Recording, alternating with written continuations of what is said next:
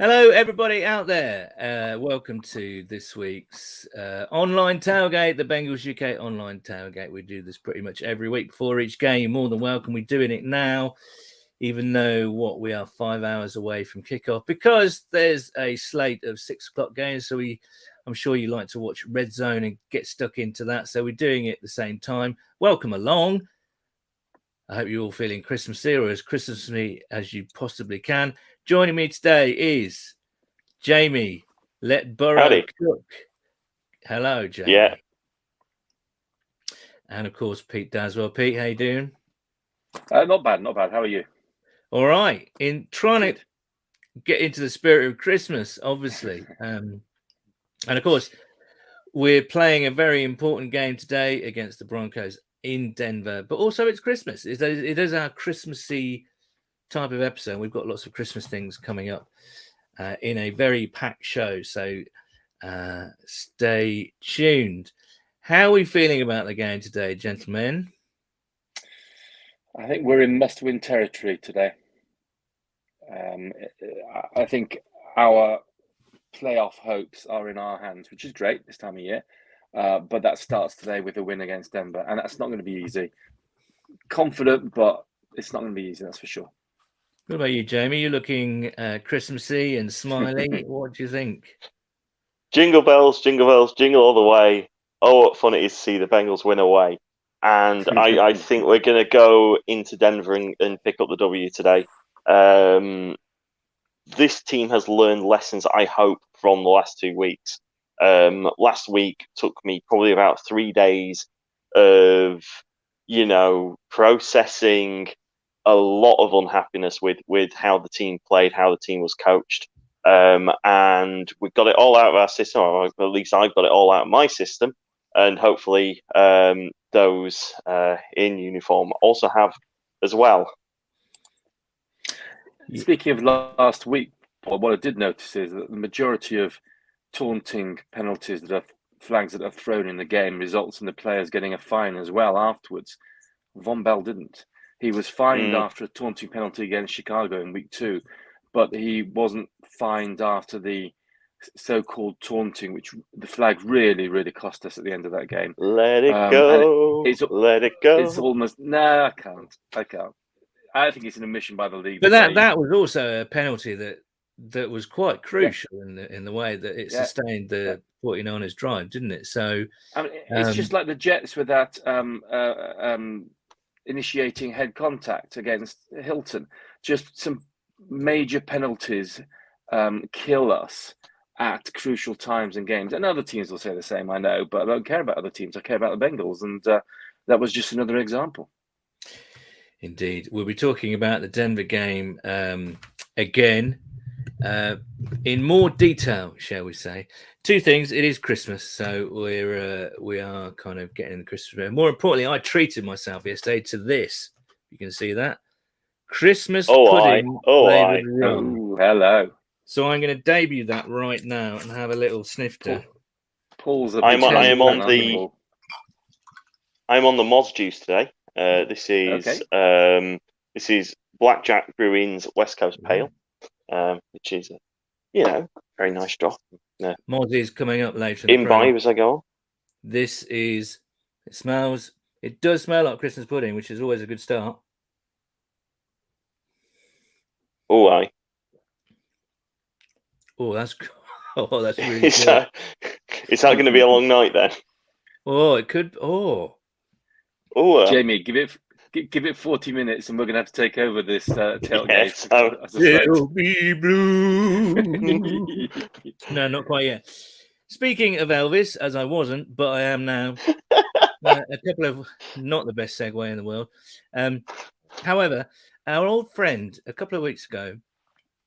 We had an Elvis impersonator on. His name was Robert Paul, still is, still is, from the West Midlands. He is a British Elvis impersonator, and he went down a storm with everyone out there. At least I think he did. He went down a storm with Jamie, at least. So, I loved him. And we asked if he could sing us a couple of Christmas numbers just to get us into the spirit. So, here's the first from Robert Paul. It won't seem like Christmas without you. Oh, ho, ho. Oh, ho, ho. Oh, it won't seem like Christmas without you. For too many miles are between. But if I get the one thing I'm wishing for, then I'll see you tonight in my dreams. Seems a long time since we've been together. It was just about this time of year. Look like it's gone snowy weather. How I wish that you could be, but it won't seem like Christmas without you. For too many miles are between. But if I get the one thing that I'm wishing for, then I'll see you tonight in my dreams. In the distance I hear sleigh bells ringing, and the holly so pretty this year, and the carol that someone is singing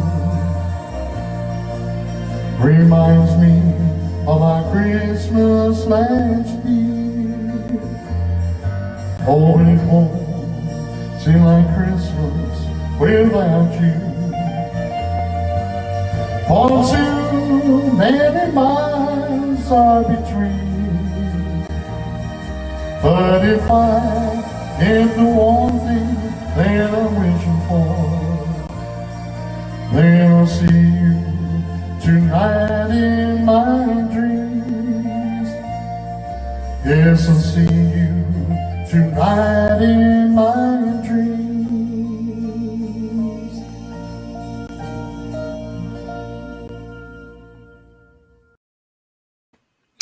Robert Paul, ladies and gentlemen, with It Won't Seem Like Christmas without you.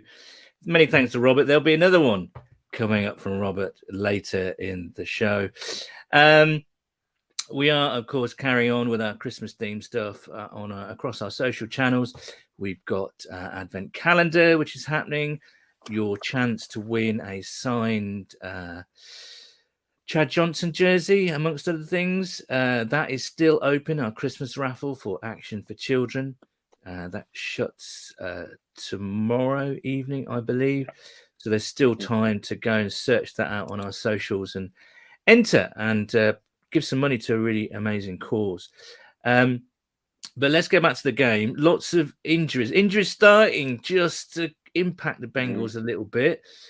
We know that Riley Reef is pretty much out for the season. Could that be the last we see of Riley Reef in a Bengals shirt? He's been pretty solid this year. Isaiah Prince, the backup, is also out. So it's back to Big Fred. What are we thinking there? Are you soiling yourselves, or are you okay with Fred? Well, I mean, Fred Johnson experiment didn't go very well last year, but we've got a better O-line coach this year. So you've got to hope that it's going to be better. But let's also not forget that Dante Smith has come off injured reserve and is active. So I know that in pre-season they were coaching him up to play in the interior, but all the way through his college career, he was playing as a tackle. So who knows who we'll see. What's this say about Jackson Carman? And more importantly, what does this say about the Bengals spending a second-round pick on Jackson Carman, Jamie? I mean, to be fair, I don't think the Bengals ever saw Jackson Carman as a tackle, even though he played at left tackle in college. It's not been a great year for him. He's not kicked on in the way that they would have expected, and that means basically that there are more questions on the O-line than there should be. Fred, if they trust Fred from what they've seen in camp to start, then I'm on board with that. We'll see how he does. Poor Isaiah Prince has got whatever the bug going around the Bengals locker room is. I'm, hopefully all goes back to normal for him soon. But we get to see what Fred does, and as Pete says, if it doesn't quite work, Deontay Smith can step in there. I had to check this, so we wouldn't be in a position where it would happen. But I'm happy to announce that Bobby Hart is currently on an NFL roster, and we can't go and get him. Oh, phew. Well, that's a relief, I would say. I think. Now, as far as Big Fred, I mean, I thought he did okay at tackle last year. It was just at guard that he was an unmitigated disaster. So the hope is that he'll be okay at tackle. Because Denver are we'll talk to a Denver fan a little bit later, and Denver don't sort of scare you as much in terms of pass rush. I know they got Chubb and whatnot, some good players, you know what I mean? A stout defense, but nothing to really totally scare you like, say the 49ers last week with the Bosa and Armstead and whatnot. Would I be right in saying that? Yeah, I mean, Von Miller left to the Rams, and that was a bit of a surprise at the time. And I left with Bradley Chubb, who, of course, was a very high draft pick. And I don't want to say it just as we're about to play him, but he's flattered to deceive. He's not really appeared as good a player as his draft pick would have suggested. I think it's their secondary that's been carrying them as a defense rather than a pass rush. So I hope that our O-line can stand up. I mean, let's face it. Last time out, we struggled early part of the game, but it come the fourth quarter, Burrow was cooking, even with the O-line as it was, and Reef I think was out by that time. So we found a way. So I would hope that against the Broncos pass rush, we'll find a way early to move the ball down the pitch. Yeah, absolutely. We've got a picture in from Max Wiedenborner. We know Max lives lots in from the tailgate. He's coming before. He lives out in Denver, and of course, it's his home patch. So he's going along to Big Jim's tailgate, I think, today. And look what he's cooking up to take to the tailgate. Look at that. Oh, bit of chili, Nice. bit of chili. There's your skyline from Ohio. In Colorado. I have that coffee mug. Unfortunately, it's trapped at the office that I haven't been to in a year and a half. So, RIP coffee mug. Absolutely. What are the fans saying out there? In Frank We Trust, Tom McDowell says. Matthew Morris says, Money McPherson breaks Bengals' longest field goal record today, yes or no? Yes. Potential. And, of course, that longest one is held by... It should be Evan McPherson, surely. No, it's held currently by Randy Bullock. Is it Fat Randy? He did 57, didn't he? Yards, something like I believe. That. Yeah. Good Lord. But Matthew says, I am on Brew York's Christmas Stout, the one with peanut, pecan, maple, and vanilla. That sounds delicious. All floating in the top. Absolutely. Ceiling Cat says, Who Day, Merry Christmas to you all. Fred the Sled should be fresh. Absolutely. Fred the Sled. I like that, actually. Very good, Ceiling Cat. And I hope Trey Waynes plays well and stays healthy the rest of the season. I mean, now with Cheat, that's the other big miss on the other side of the ball. It's Cheeto, who's been playing really well this season. Terrific addition to the team. But as he goes out, Trey Waynes comes back in. So are you less nervous about Cheeto's absence today because Trey Waynes is back in? I think Jamie's got a theory about Awuzie and Trey Waynes, haven't you, Jamie? Do I? This is news to me. Apart from you wonder whether they are one and the same because they've never been seen on the pitch at the same time. Okay. I can't Jamie, have remember. a think about your theory, and I think. I'll play Well, the latest. You tweeted that. You must have been drunk at the time. Edition. Oh God, yeah. The latest. This is our kind of today's edition of our Advent calendar, and this is Ken Davis from Derbyshire. So enjoy Ken's little Advent calendar. Here's a little song for you.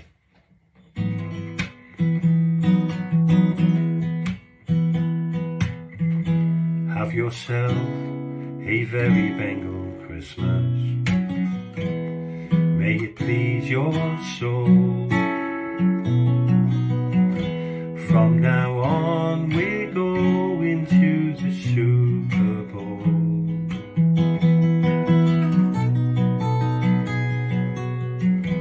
Have yourself a very Bengal Christmas. May the Browns be cursed. May old Ben and the Steelers play even worse.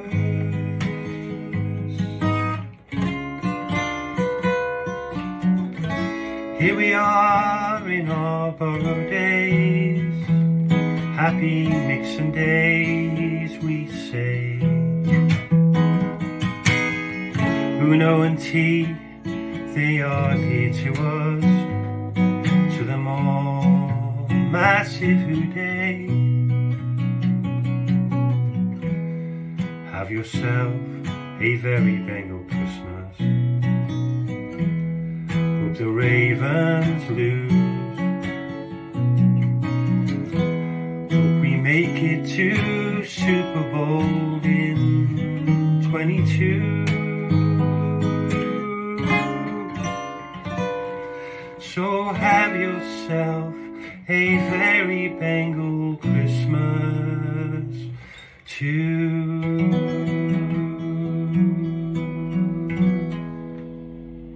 Happy Christmas, Bengal fans.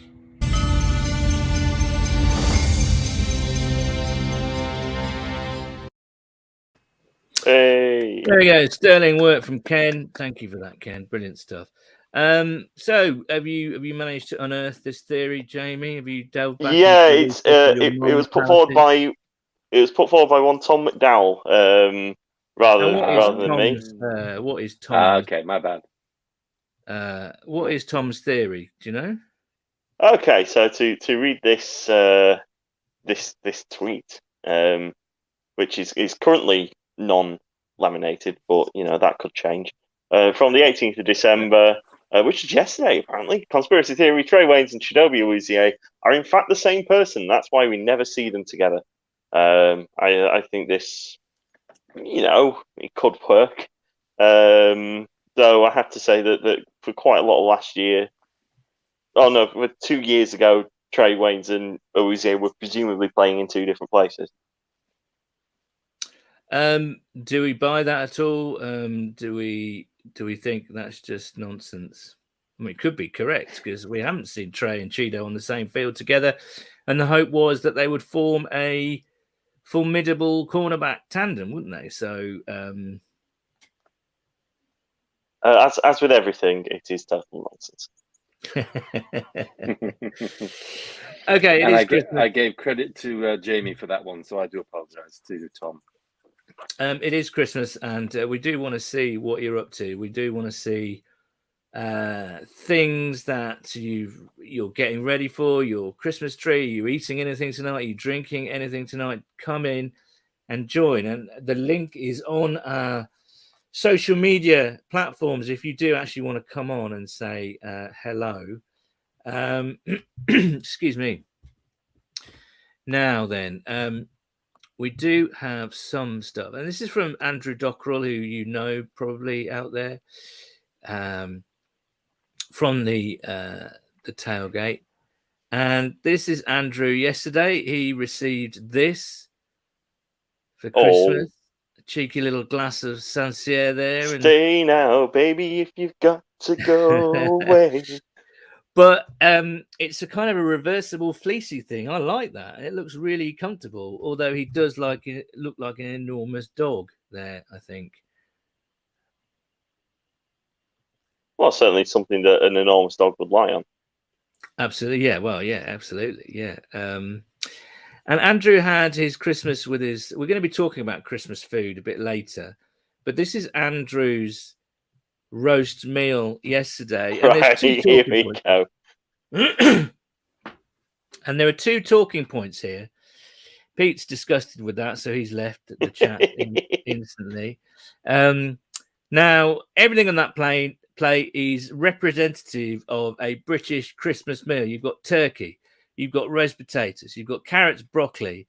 In fact, you've got carrots two ways there, and you've got parsnips as well. And contentiously, you've got Yorkshire puddings, which I personally think is tantamount to heresy on a Christmas dish, but a lot of people like Yorkshire puddings. Welcome back, Pete. Sorry about that. First of all, before we get on to another obvious omission, will you two have Yorkshire puddings for your roast dinner? I've generally not had them in the past, but it's never occurred to me to have it on a Christmas lunch. But then again, Yorkshire puddings are great, and they go everywhere. So yeah, shove them on. You know, this is a tradition you can add to. I'm sure there's things on that plate that weren't traditional. You know, going back even 10 years. So you know, if Yorkshire puddings are becoming a new thing that's on everyone's thing, that's fine. There is one major issue though with that plate. Well, do you want to talk about it briefly? I think we all know what it is, but let's talk about it. What is the big omission on that plate? Gravy. He doesn't like gravy, and you know that's fine. I'm not going to force anyone to have gravy, but if you put your photo of a gravyless Christmas lunch Roast. up for people to be looking at, you're going to have to expect a little bit of blowback on that, and you know everything on that plate could benefit from being a bit more moist. You're going to get roasted if you do that. Yes. I think most people would argue that's a motto for life in general, Jamie. But yes, thank you for sending that in, Andrew. It looks stunning, apart from the obvious. Merry Christmas to you, mate. Now, another thing that happened around Tom McDowell. Hello. He basically is a teacher in a school, and I believe that either the resident Santa Claus or the person, well, the real Santa Claus, couldn't make it. So dear old Tom stepped into the breach, and he became Santa Claus for a day. I mean, that's fine work there from Tom, isn't it? Let's face it. Good Santa. Good Santa, not a bad Santa there. Yeah. So well done, Tom.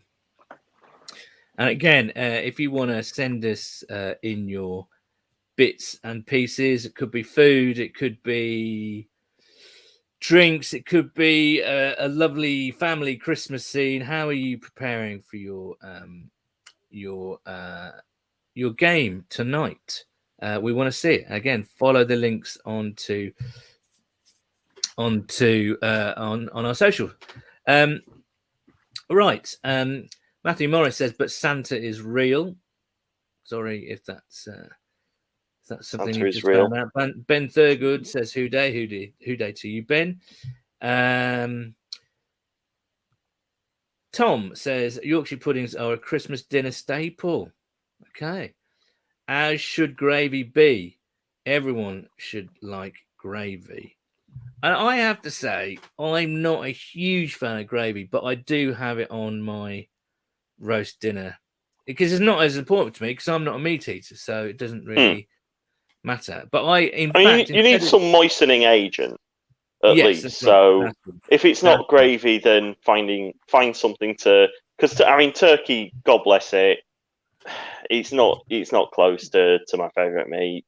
No. The major issue with it is that it's just a complete nightmare to do it well. It doesn't cook well. Turkeys, they're not much use when they're alive, and they're even worse when they're dead. Absolutely. I have to say, we've got someone waiting in the wings for us, and it's someone that you should be very familiar with, shall we say? Let's bring him in. There we go. Hey, somebody familiar? Yeah, but we couldn't get him, so we got you on instead, Jeremy. Exactly. It's the ghost of Christmas present. Absolutely. Merry Christmas, Jeremy. How are you getting on? Oh, doing well. Merry Christmas, you all. Good to see you. Doing well. Just got a new TV set up, so I can see this win on a larger screen. Yeah, it's going to look that much sweeter, isn't it? Let's face it. Absolutely. I like the T-shirt as well, Jeremy. Oh yeah, a little Cincy shirts action, little retro stuff, retro hat. Good. Get back to our winning ways. The 1988. Oh yeah, that'd be great, wouldn't it? And you're normally good enough to kind of give us a flavour of PBS most home games, and it's so cool for us to see the stadium and get that flavour.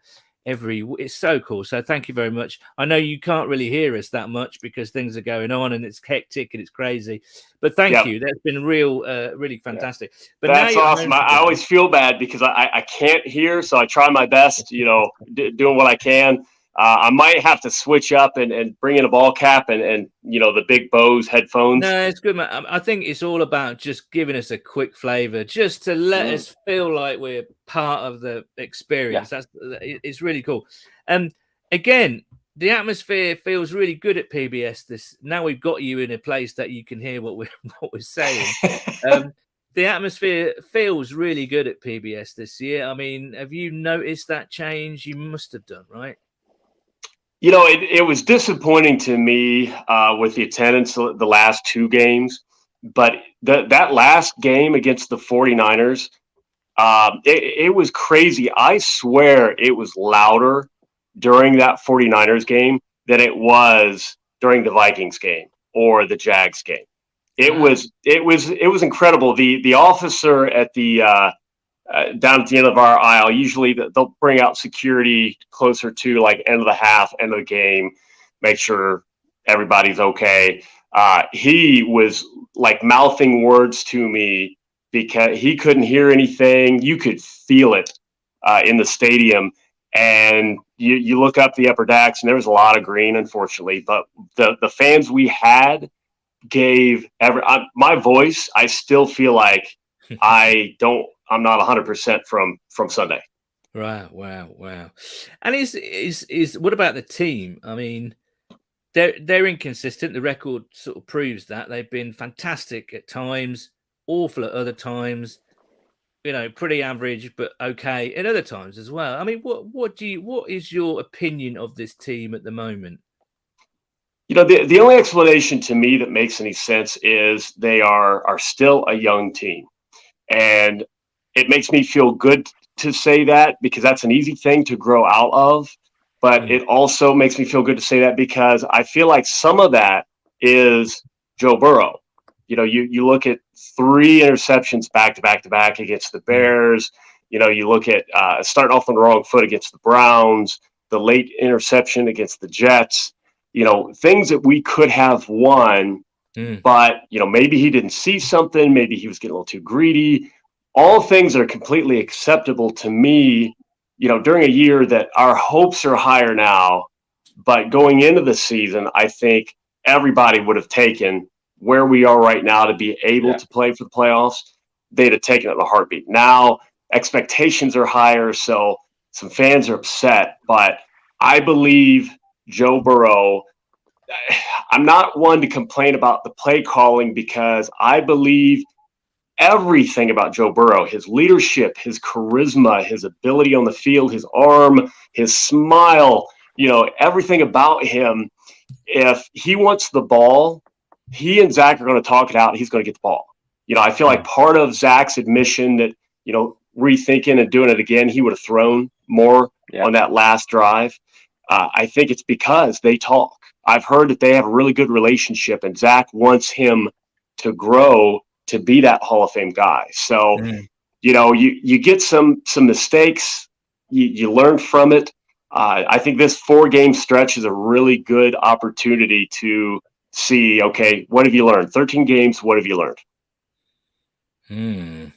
Yeah. Who else has impressed you this year? Jeremy, you see the players close up every week, more or less, or at least every home game.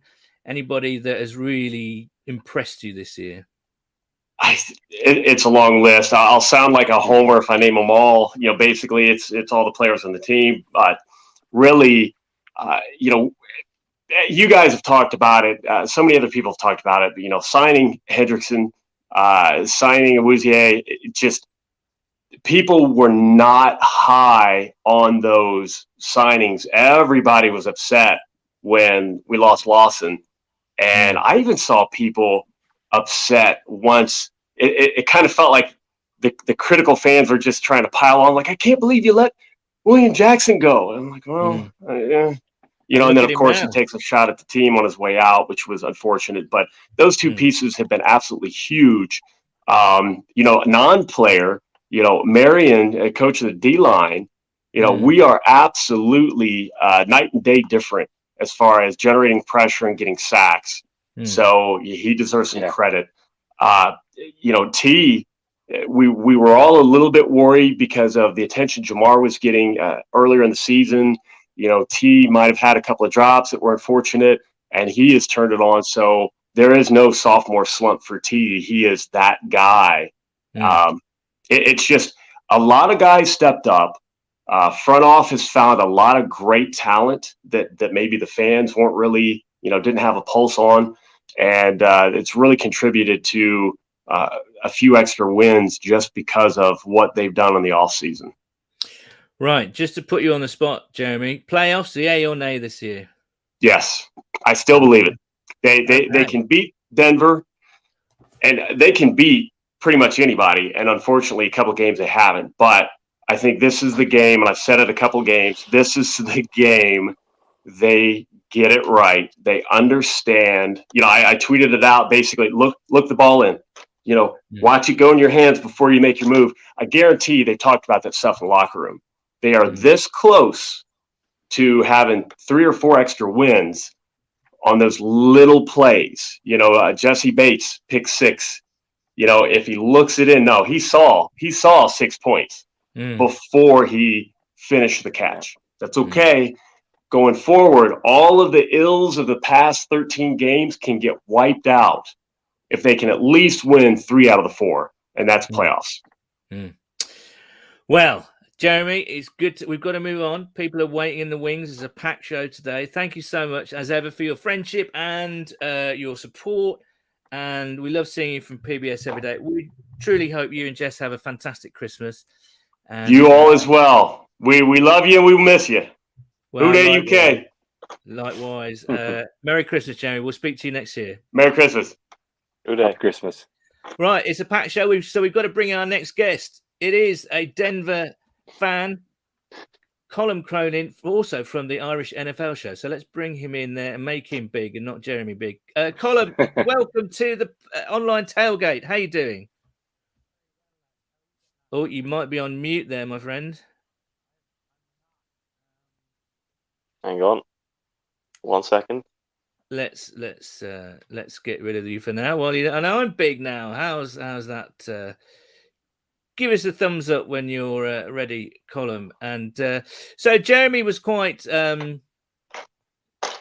well. You would imagine, as Jeremy, one of the most optimistic Bengals fans out there, but also I think it's tempered with a bit of realism.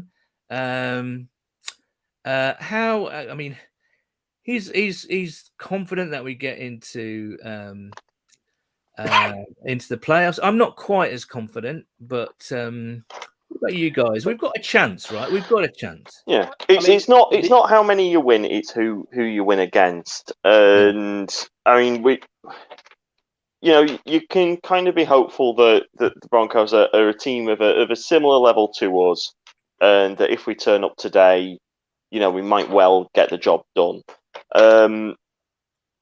This is not the game that's going to get us into the playoffs. It is those 2 games against Baltimore and Cleveland that are later on in the show.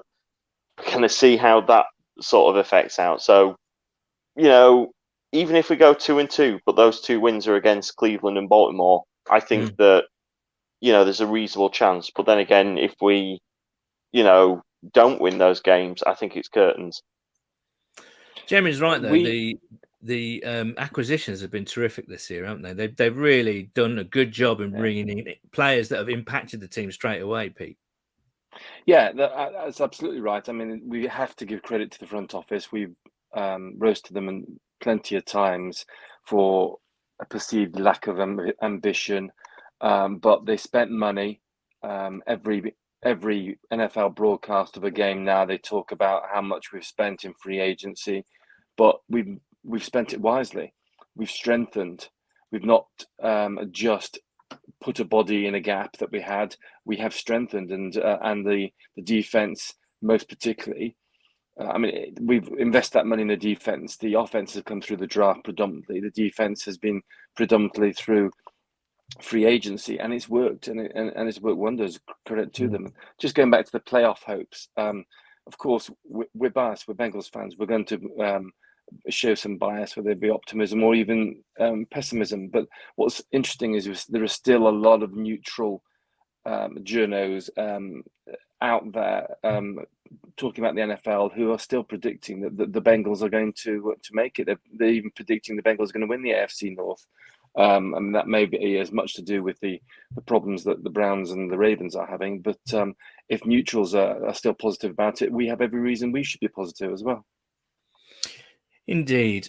Colin is just trying to iron out some technical problems. He's giving me the thumbs up. So let's bring Colin back in. Let's go. Colin, hey how guys. you doing? Can you hear us? I'm good. Can you guys hear me on this occasion? I don't know. Yeah, you're loud and clear, Colin. With the mic, but all sorted. Good to join you. A veritable sea of orange today. Absolutely, it's almost nauseating for non-orange lovers. But Colin, thank you so much. Viewers might recognise Colin from the brilliant Irish NFL show. So thanks, Colin, for coming on. I know that you're doing your own stuff today, so appreciate the time. Now, we all live in our own teams' bubbles, right? We all follow our own teams. And me personally, I don't watch too many other teams live. I catch up with the action throughout the week on, highlights. And if there's a particularly brilliant game, I'll go onto the condensed version. Tell us about the Broncos this year. It looks from the record, you are identical to us pretty much. Are you as inconsistent as us? Yes, it's quite simply, but not nearly as explosive as I think the Bengals can be. The Broncos have we win when we win by attrition, and when we lose, it's generally because the other team can slow down the offense, which isn't necessarily all that difficult to do at times. The defense has shown up almost in most games, and particularly when we've needed them to. But where the Broncos have really kind of struggled this year is big explosive plays. We just paid a whole host of money to 2 wide receivers in Cortland Sutton and Tim Patrick, but they haven't featured enough. And the question for all Broncos fans has been, is that because Teddy Bridgewater is unwilling to take shots, or is that because Pat Shurmur won't allow Teddy Bridgewater to take shots? But the Broncos, outside of, say, last week against the Lions, where the Lions were shorthanded already, and I think in fairness, that's a roster that, it's just not up to standard. They need to add more to it, as much as I think Dan Campbell is doing the best that he can, but they really fell off. The Broncos put 38 points up. But outside of that, the Broncos have really struggled to score points this year. And that, I think, has been one of the big frustrations for Broncos fans. Also, ultimately, when push came to shove against the Chiefs, the Broncos have now lost 12, and really were offensively, we're never at the races in that game. So it's definitely been up and down. I think Broncos country feels like we benefited from a very nice schedule. Up to this point, Vic Fangio has not been a lucky general, but I think this year he has been. I mean, to start with the Giants, Jets, and Jags was probably as kind as it could have been. But equally, a few weeks ago, we put a performance against the Chargers where we absolutely shut down that Chargers offense. And so that, I think, has been frustrating as well. We've seen what we're capable of, but just not playing to that level enough. How has go on, Paul. No, go ahead, Jamie. How has the decision to trade Von Miller away affected the defense? It hasn't affected it, which is kind of the strange one. Everyone, look, Von Miller was absolutely incredible. We wouldn't have won a Super Bowl without him. But it felt like the team, Von is a particular character, and he's not a leader in the sense of a DeMarcus Ware or a Peyton Manning or a JJ Watt, those type of guys. It always felt he was kind of he's a bit eccentric, and he needed somebody else to be there alongside him. The Broncos never provided that, and I think it's been one of the factors in the post Super Bowl era, because we are the team with the longest record of missing the playoffs after winning a Super Bowl. It's great to have that, but they never supported Von, and so Von going hasn't actually impacted on it, because they brought Bradley Chubb in a few years ago in the draft. And Chubb has at times been fantastic. At others, he's been injured, unfortunately, a lot. But others have stepped up to the mark. So, and I think in Vic Fangio's system, Von was not the player that he was maybe under John Fox or under Gary Kubiak and Wade Phillips. So it's very different. We all expected it to hurt a bit more. But I would say if you polled Broncos country, I would say 90% plus are pretty happy with the trade right now. So what do you see in the Bengals column?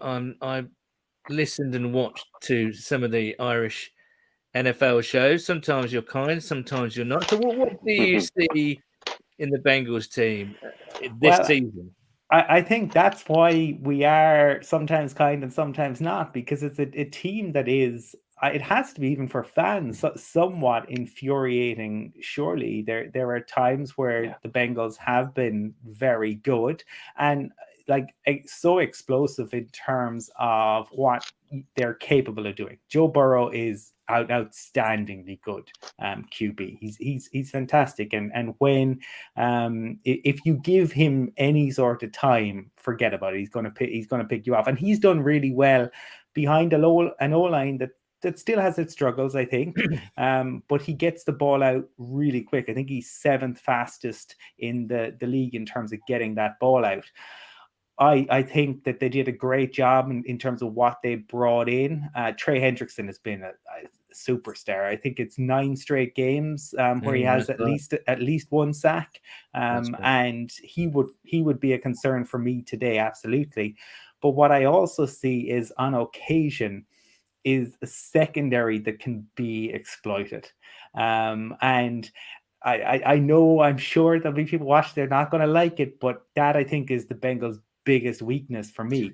That's really interesting, because a lot of, I mean, we've been waxing lyrical about the secondary this year because they've improved. Now, that's not to say they're a brilliant secondary at the moment, because last year they were so bad. So they have improved, but it's interesting to get your point of view, because you see that as a weakness, even though, you know, someone like Chidobe Awuzie has been fantastic, and even how we managed to turn Eli Apple into a decent player, I will never know, but we seem to have. But we have been, you're right, we have been caught on the odd big play now. I think that the run defense that I've seen from the Bengals has been very good. The Bengals have been really effective at shutting, but it is this Bengals defense that created the Mike White era. And that's the reality that I see at times, and that's why we can be unkind. It's also a Bengals offense that, you know, and it can be kind of so explosive. So I think it is while I see these teams have similar records and I see some similarities, the Bengals are much more likely to have a big play on offense, and I think much more likely to give up a big play on defense. I just don't know if the Broncos have the capability of taking advantage of what I see as issues in the secondary. Just quickly, Colin, going back to what you said earlier, what's your opinion? Is it play calling, or is it Teddy, or is it a mixture of both? I think it's a mixture of both. I think no matter who was kind of under center, I think Vic Fangio and Pat Shurmur are innately conservative. I don't think they would allow them to take shots. I joke that you could put Super Bowl 24 Joe Montana on this team and they wouldn't allow him to take shots. And because we keep hearing from Broncos fans, we're just a QB away, we're just a QB away. But Vic Fangio has had, Joe Flacco, he had Drew Lock, and he's now had Teddy Bridgewater. And none of it has really worked. The reason the Broncos have won the games they've won has been because the defense has been very good and the running game has been really strong. And whether that was Philip Lindsay back in 2019 or whether it's the kind of 1-2 punch of Melvin Gordon and Javonte Williams this year, I think that and there's a lot of talk that the Broncos may look to bring in Rodgers or Wilson in the offseason. I think unless you're going to see a change at OC and HC, it could be a long season. We know that Wilson and Rodgers both have had issues with their head coaches and offensive coordinators in the past. So I think unless Denver was to make a change, those could definitely rear their head again. Okay, Colin, we'll let you go in a second. Thank you so much for coming on. Quick prediction for today. Confident? Broncos country seems to be very confident. I think that it's a game where both teams will feel that they can win it for different reasons. I think as a Broncos fan, I'm going to say they win it, but I could absolutely see ways in which the Bengals can win it. I think though that I think you're on RT3. Is that right? It's the right. It's the third choice right tackle. I think that's a big issue, and I think playing in Mile High will suit the Broncos. I'm going to go with the Broncos to win a really, really close one. I don't think there's more than a field goal in it. I think the Broncos win it 24-21. I think though, if the Bengals can score, say, more than 24 points, I think the Broncos will really struggle to stay in the game. This is all on the Broncos defense. If the Broncos defense can contain Joe Burrow and the receivers he has, and we know that it's not just Chase, there are plenty of other options there, but I think that's what it comes down to. The Bengals go above 24 points, they're going to win this game. I just think the Broncos defense will have enough to contain them and the Broncos get the win. You see, I'm kind of glad that you've picked against us because I know you get a lot of this feedback, particularly from Tip on your show, that when the Irish NFL show are unanimous in picking the Bengals always lose. So thank you for picking the Broncos. It's the biggest relief. Yes, that has been the case. Certainly, we expected it against the Chargers, and that was coming off the back of the Broncos' performance against the Chargers. I really expected the Bengals would go out there and put a marker down, and that Mixon would run all over them. That didn't happen. I think it'll be fascinating today, a bit of a chess match, and to see how the Bengals go about kind of taking on this Broncos defense, but. Should be an interesting one. Broncos had a great record against the Bengals, and then 2017 Vance Joseph happened. I had flown the 5,000 miles to witness that game, so I'm really interested to see what happens today. All right, Colin, I think we're both agreed it's going to be a close one between two decent teams. It's just which one turns up on the day, I think, to throw in that old cliche. Have a great Christmas, Colin. Thank you so much. Go and check out the Irish NFL feed on Twitter and on YouTube. They do great things. They really do. So go and hang out with those guys on a Sunday. Much better than Sky, to be honest with you. But Colin, thanks so much for carving out some time for us, and a very Merry Christmas. Thanks very much. Many happy returns, and enjoy the game, lads. There we go. That was lovely, Colin. Pete's gone. Don't worry, it's fine. But Tom McDowell's here. Tom. Oh, he's on mute as well. Yeah. They're all on mute. There he is. Next man up. Next man up. That's right. You are the Fred Johnson of this tailgate. How you doing, man? Yeah, I'm good. How are you guys? Yeah, okay. Very good. You're not cooking today? No, not today. Let Tom cook. Let Tom cook. I know. No barbecue today. No barbecue today. You've been doing some extraordinary things with wings recently. Tell us some of the variations that you've been experimenting with. Yeah, I mean, experiment is probably very much the word. I've done some hot and spicy Fanta chicken wings. I think my favourite one so far is the black cherry and rum barbecue sauce. They were particularly nice. They were very sticky and very, very good. I've done Chinese with sesame ones. Lots and lots of different ones just to try out. I've been trying to do a different type of wings every week this season, apart from this week. Yeah. I'm also here to tell you that this is an absolute winner. Wow. And you can drink it neat and it goes down like a treat. Honestly, it's unbelievable. We've got to crack on. Are you going to stay with us, Tom? Yeah. Cool. We've got Moz, and talking of booze, it's his Christmas beer roundup. Hello, Bengals fans. Moz here with 2 new beers to recommend. This is my final Bengals-related T-shirt I brought. It's the Ohio State Tiger stripe thing. You might have seen a Bengals captain wear one. It's a banging shirt, isn't it? It is literally Joe Ohio. But I'm not here to advertise a T-shirt company. It's never been my prerogative. I just thought it'd be a nice Christmas present for people. But yeah, I recommend 2 beers, of course. And the first one is a lager I found while I was on a trip in London. It's a Czech lager. It's called Vinohradske 11.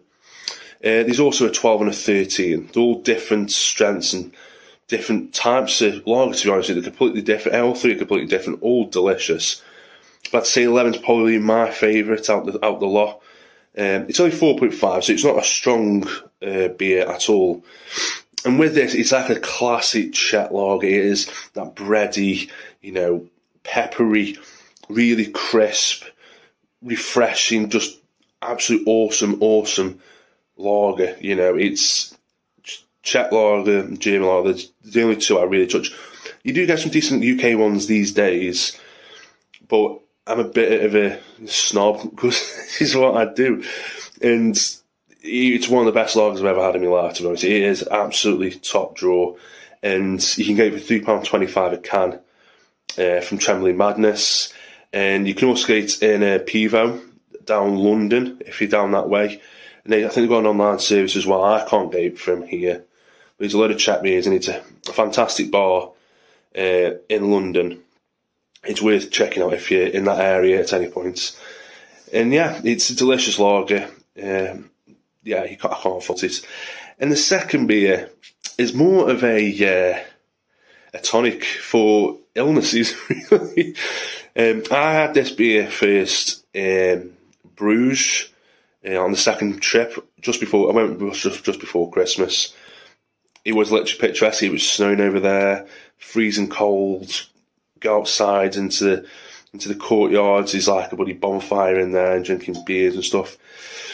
But obviously with Belgian beers, as much as I love them, they can creep on you in a gassy sense and make you feel bloated. And obviously with Christmas, I do personally, because eat and drink a lot, and this beer settles your stomach down and it's delicious in the same sentence. So yeah, it is Gordon's Christmas ale. It is a strong one. Obviously, it's Belgian, so I think it's about 8.8. I don't know if they fluctuate year to year, but it's going to be around that mark, I think. And with this, it's based on a style called Scottish Wee Heavy. If you've had that style before, you kind of get the gist, but this is a bit lighter. So you can get like caramel, toffee, loads of dry fruit, plums and stuff like that. It's really smooth and it's just settles you something. It's like medicine. It's beer medicine, and it is really good stuff. It's quite cheap, readily available to get as well. So yeah, get on that and have it as backup if you need it. There are 2 beers I recommend. Hopefully, we see the Bengals actually turn up in the first quarter or even the first 3 quarters. Unlike the last couple of weeks, I'm a bit disappointed, to be honest with you. I think it's only disappointing because I know how good we can be. That 49ers game, we were absolutely dreadful for 3 quarters of that game against a decent team, and yet somehow we nearly won it with just 1 quarter. And it's not the first time we've done that this season, but the offense is really, really starting to frustrate me now because this is talented, yet it's just not firing. Defence is keeping us in games every time nearly, and fair frigging play to Luana Rumo, to be honest with you. I've been praising him a lot of weeks now, but man, he's the only one of the coaches I've right now I don't think who doesn't deserve any criticism, to be honest with you. Consider about Carl, I'm not even sure he does anymore. Taylor, he keeps saying he makes mistakes. You can learn from him, But anyway, have a great Sunday. Have a brilliant Christmas. Yeah, get a load of beer down here, load of food. Hooday. I like the way Moz segues from Zach Taylor to by the way, Merry Christmas. That you've got a beer there, Jamie. Yes, I do indeed. One of your own. This is some Moz juice. This is Raoul Chamberlain by Pomona Island. I know nothing about Raoul Chamberlain. Apparently, some reference to a podcast that I don't listen to. So I've tasted it. It tastes like it's apparently a Creek Pale. Yeah, it's a pale ale. And does it taste good? One of Moz's recommendations. Is it a thumbs up from you? Yeah, it thumbs up from me. I'm not sure if it is a Moz recommended one or not. But I will refer to any beer of this type as just Moz juice because I think, he deserves it. We've only got a couple of minutes left, but we've got lots of food stuff to get through to. Go on, bring it. Bring it. So, Tom, I'm glad you're here because you're a bit of a foodie person. So it's good that you're here to cast your eyes over this. Now, this I saw. We've got a sausage wrapped in a pancake, a blueberry pancake on a stick. Yeah. I don't think I would go for that personally. No. Yeah. Again, it's the argument, isn't it, that you have these things on separately on a plate for breakfast, but do you want them necessarily together on a stick? It doesn't look like it's a particularly nice sausage or pancake in the first place. Even separately, I don't think it would be that appetizing. Okay, we'll get rid of that one. That's a no, I think. Next, in our procession of awfulness, what have we got next? Well, we all like pizza, but would you do a Christmas pudding pizza? Yeah. You would? Yeah. I like the fact that it's on fire. That's one for me. That is apparently sold at Mayfair Pizza Company in London. I mean, it's almost is it a sweet base? Yeah. Is it a sweet base or is it? That will make the difference. Yeah. No, even if there wasn't, I would go for that. I would try that. Right. Okay. Next, we have. What have we got next? Yes, something that Dockers wouldn't like, but perhaps everyone else would. Gravy Oh, flavored yes. crunchy maize snack. So basically, what's it but gravy flavored? Yeah. Yeah, I'm on board. Yeah. Next. Yeah, I think that's a unanimous yes. Matthew Morris says the pancake sausage is the perfect shape as to where you can shove it. That's your Christmas morning sorted out, Matt. All right, what's next? We have this one. I'm not sure about. I'm not a meat eater, so this is basically pigs in blankets sushi. It's the fusion food that nobody really wanted, and No. And it should be. Is that a sausage inside like rice? yeah, Yeah, I can kind of see it working, but I'm not. I'm you not wouldn't too rush out and enthused. get it, right? No, God no. Okay, I think that's a unanimous no from all of us. What have we got next? This one. Turkey and stuffing donuts. Oh no. I've seen these reviewed as well, and the guy who was reviewing them was explicit in how little he liked them. It takes the worst part of a donut and the worst part of turkey and stuffing, and just sort of combines them into an unholy mess. So no. Tom, your opinion on those? I would try it, but yeah, Again, you wouldn't rush out to buy it, would you? Yeah, What about this? Well, I think we're all fans of cheese on this podcast. Tom, you smoke your own cheese, but would you have this? It's Christmas dinner in a cheese. yes, I would. So Two of my basically, you've favourite got bits things: of Christmas stuffing, dinner and and cheese. you can see the sprouts in there. You can see the sprouts. You can see bits of turkey, but in a cheese. Yeah. Jamie?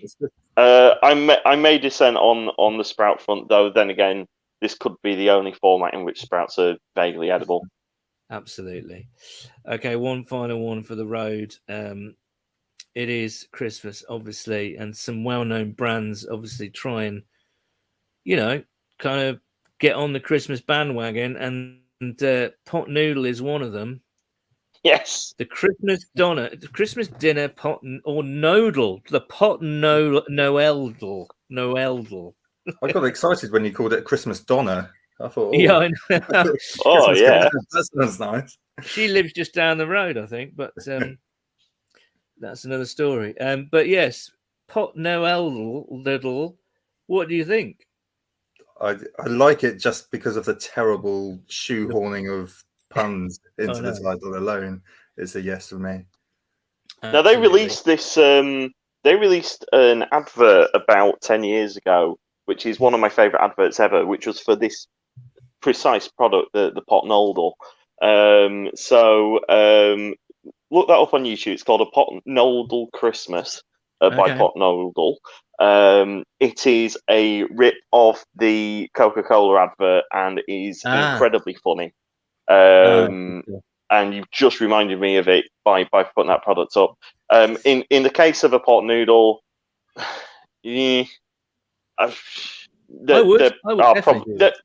they're probably nicer pot noodles than that. Yeah. Are they okay? I think that's your lot, really. A quick prediction, guys. Jamie, what's your score prediction for today? 28-20 Bengals. I think we're going to pull it out today. Tom? I think lower. I think 19-16 Bengals. Okay, I'm going 24-20 Bengals. But equally, it's a game that we could lose quite easily as well. So I don't think they really shouldn't be gifting good teams a good start. So let's hope they don't do that today. We're going to play you out with another Elvis song from Robert Paul in a moment. But until then, it's a very Merry Christmas. Thank you so much for watching this more or less every week this season. We'll be back after Christmas. I don't think we're going to be around for Boxing Day on Sunday for the Baltimore game, despite all I'll be full of cold cuts. Yes, and horribleness around the country. I think people will be taking a day off and seeing family if they can and all the rest of it. So we will probably return the week after for the Chief game. So do join us then. Nathan and I will be back for the podcast tomorrow night, where we'll have Icky Woods as our guest, and Christmas games night on the podcast. So look out for that. And just one more notice. You have until tomorrow, that is Monday, the 20th of December, 2021, to enter our Christmas charity raffle. You can win a Chad Johnson jersey. You can win some other stuff, and it's for a fantastic charity. All the details are on our social media, so go and check that out. You haven't got too long to get your ticket for that. Tom, thank you very much for stepping in. It's always good to see you. Merry Christmas, mate. Guys. Jamie, as ever, Merry Christmas. And here's Robert to play us out. So goodbye from us and a very Merry Christmas. Who they?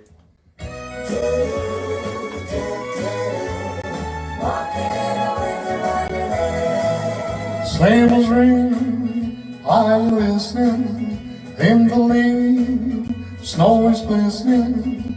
A beautiful sight, we're happy tonight, walking in a winter wonderland. Gone away is the bluebird, here to stay is a new bird.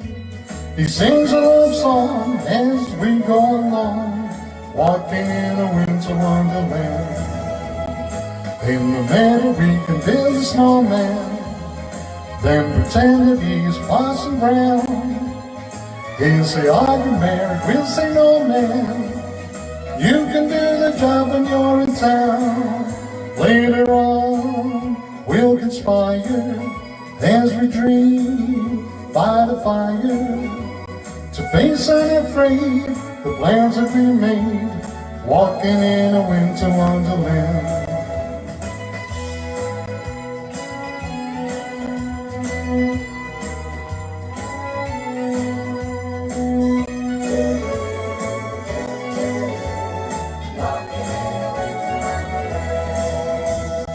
In the meadow we can build a snowman, then pretend that he's Parson Brown.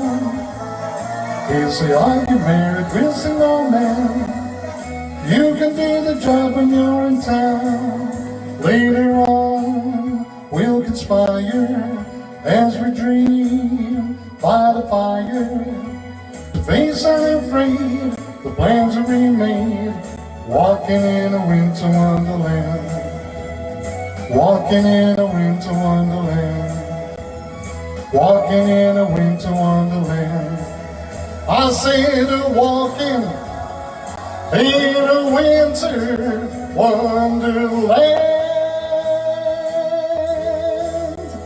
All right. Merry Christmas, everyone, wherever you are.